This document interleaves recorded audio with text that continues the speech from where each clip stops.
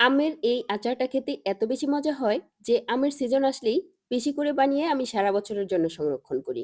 আসসালামু আলাইকুম এভরিওয়ান, আশা করি সবাই ভালো আছেন। আমার ভিডিওগুলো যদি আপনাদের ভালো লাগে তাহলে অবশ্যই লাইক কমেন্ট শেয়ার করে আমার পাশেই থাকবেন। আচার বানানোর জন্য প্রথমেই লাগছে কাঁচা আম। প্রথমেই সবগুলো আমের খোসা ফেলে পরিষ্কার পানি দিয়ে খুব ভালোভাবে ধুয়ে নিব। আপনারা চাইলে এই আচারটা খোসা সহ করতে পারবেন, তবে আমি আজকে খোসা ফেলে এই আচারটা করব। এখন আমি আমগুলোকে ৪ টুকরো করে নিব। আমের আটিটা মোটামুটি শক্ত হয়েছে। আমের আটিটা কিছুটা শক্ত হবার পরে এই আচারটা তৈরি করলে এই আচারের টেস্টটা বেশি ভালো আসে। সবগুলো আম কেটে নেওয়া হয়ে গেলে আমরা চলে যাব আচার তৈরি করতে। চুলাতে একটা পাত্র বসিয়ে এখানে দিয়ে দিচ্ছি পর্যাপ্ত পরিমাণে সরিষার তেল। ফোড়নের জন্য এখানে কয়েকটা শুকনো মরিচ আর ১ চামচ পাঁচফোড়ন ব্যবহার করেছি।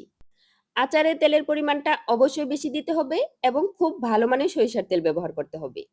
তাহলেই আচারের টেস্টটা অনেক বেশি ভালো আসবে। তারপর এখানে আমগুলো দিয়ে কিছু সময় ভেজে নিতে হবে। আমের কালারটা যখন কিছুটা চেঞ্জ হয়ে আসবে তখন এখানে দিয়ে দিচ্ছি ১ চামচ মরিচের গুঁড়া আর অল্প একটু হলুদের গুঁড়া। সাথে দিচ্ছি পরিমাণ মতো লবণ। মশলাগুলোকে আমের সাথে খুব ভালোভাবে মিশিয়ে নিয়ে এখানে দিয়ে দিচ্ছি গুড়। এখানে আমি খেজুরের গুড়টা ব্যবহার করেছি। আপনারা চাইলে আখের গুড় কিংবা চিনিও ব্যবহার করতে পারেন। এখন অল্প আঁচে কিছু সময় জাল করে নিলেই গুড় কিংবা চিনি গলে গিয়ে এরকম আচারটা কিছুটা পাতলা হয়ে আসবে। এখন চুলার আঁচটা লো মিডিয়ামের মাঝে রেখে কিছু সময় পর পর নেড়ে চেড়ে এই পানিটা পুরোপুরিভাবে শুকিয়ে নিতে হবে। আচারটা জাল করতে করতে যখন কিছুটা ঘন হয়ে আসবে তখন এখানে আমি ব্যবহার করছি আচারের মশলা। আচারের এই স্পেশাল মসলাটা কিন্তু আমি ঘরেই তৈরি করছি।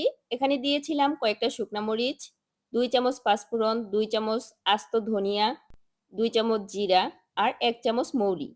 চুলায় কিছু সময় টেলে নিয়ে এটাকে ব্লেন্ডারে আধা ভাঙ্গা করে নিয়েছি। আচারের মসলাটা কিন্তু পুরোপুরিভাবে ব্লেন্ড করা যাবে না। আচারের মসলাটা আচারে দেওয়ার পর এটাকে নেড়ে চেড়ে আবারও কিছুক্ষণ জাল করতে হবে। আচারটা যদি বেশি দিন ভালো রাখতে চান তাহলে অবশ্যই আচারটা সময় নিয়ে ধৈর্য ধরে জাল করতে হবে। আচারে যদি এক্সট্রা পানি থাকে তাহলে আচারটা বেশি দিন সংরক্ষণ করা যাবে না, এটাতে ফাঙ্গাস পড়ে যাবে।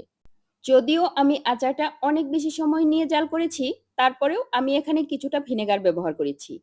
আপনারাও যদি বেশি দিন আচারটা সংরক্ষণ করতে চান তাহলে আচারে অবশ্যই এই ভিনেগারটা ব্যবহার করবেন।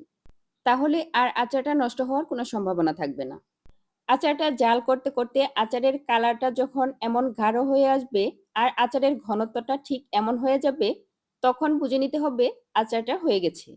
এই আচারটা ঠান্ডা হওয়ার পর কিন্তু আরো কিছুটা ঘন হয়ে যাবে। আপনারা তো অনেকেই অনেকভাবে আচার তৈরি করেন, তবে এই রেসিপিতে একবার আচার তৈরি করে দেখবেন, বাসার সবাই খেয়ে অনেক বেশি প্রশংসা করবে। এই তো তৈরি হয়ে গেল কাঁচা আমের লোভনীয় আচার।